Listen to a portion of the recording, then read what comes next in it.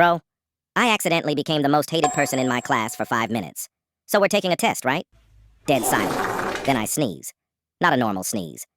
I'm talking full earthquake-level sneeze. The kind that makes people check if the building is still standing. The second it happens, my teacher jumps and accidentally drops her coffee all over the tests. All over the tests. Now everyone's staring at me like I just deleted the school. One kid actually goes, "Bro," like I committed a war crime. The teacher starts collecting the ruined papers and says, "Well, I guess we're doing the test tomorrow instead." Bro. The class exploded. Half the room was angry. Half the room was celebrating. And somehow every single person blamed me.